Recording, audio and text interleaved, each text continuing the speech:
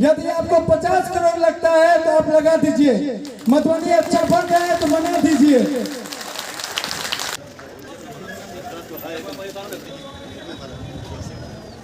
आज 12 सितंबर से हम लोग इलेक्शन में लगे हुए हैं। दिन है सोमवार 2022। मेरे पिताजी यहाँ थे भी नहीं थे। सब कुछ फोन पे हुआ। उसी दिन आदेश हुआ कि चुनाव लड़ना है। इस चुनाव को मैं बहुत करीब से देख रहा हूँ।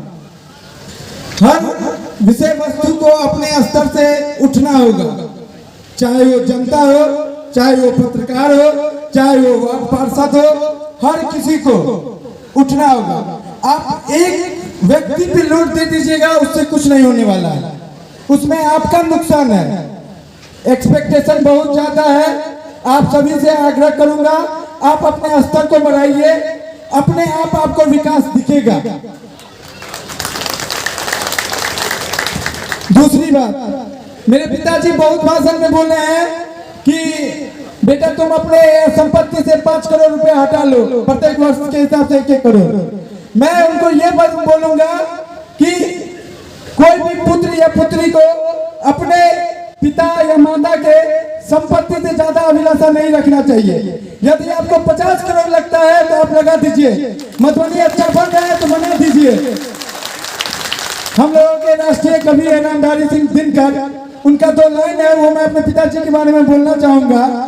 तुमने दिया देश को जीवन, देश तुम्हें क्या देगा? अपनी याद बनाए रखना, नाम तुम्हारा लेगा। कुछ आप ऐसा कीजिए कि मेरे आगे वाला जनरेशन भी बोले कि मेरे दादाजी ऐसे हैं, मेरे नाना जी ऐसे हैं। एक मेरे दादा के पिताजी जो मेरे स्वर्गीय श्री सिंहेश्वर राय, मेरे दादाजी हुए स्वर्गीय श्री लक्ष्मी राय। एक जनरेशन बीच गया है नाम कमाने में। उस प्रतिष्ठा को और इतना बढ़ा दीजिए कि आगे कुछ करना ही नहीं पड़े। धन्यवाद। बहुत बहुत धन्यवाद है। बहुआ के लिए एक जोरदार करतल ध्वनि से स्वागत करूं। इन नौजवान के उज्जवल भविष्य के कामना करे छी।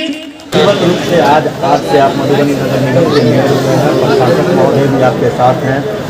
नगर में पानी पीने की समस्या से लेकर के जल जमाव तक की समस्या है, कैसे निपटारा करेंगे, क्योंकि इस साल आपके आगे चुनौती है।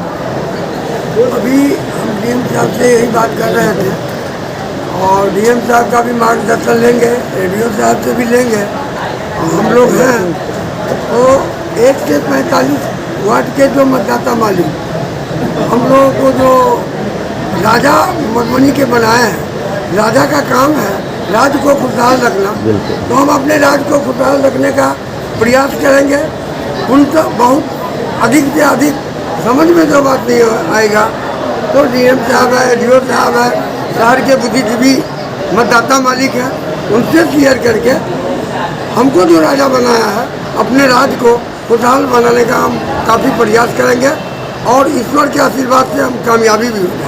इस बार जो बरसात होगी तो डीएम सर का भी आवास डूबेगा और एसडीओ सर का भी आवास डूबेगा, सदर अस्पताल भी डूबेगी। इसको लेकर के कुछ प्लान है कि नहीं आपके पास, ब्लूप्रिंट? अभी तो हम लोग आए हैं, अब बारिश कर रहा है, आज कल में हो जाएगा। इस बार हमारा मतदाता मालिक को थोड़ा झेलना पड़ेगा। हम प्रयास करेंगे अगले बार ईश्वर का आशीर्वाद रहा तो हमारा मतदाता मालिक ये बारिश के पानी से छुटकारा मिलेगा।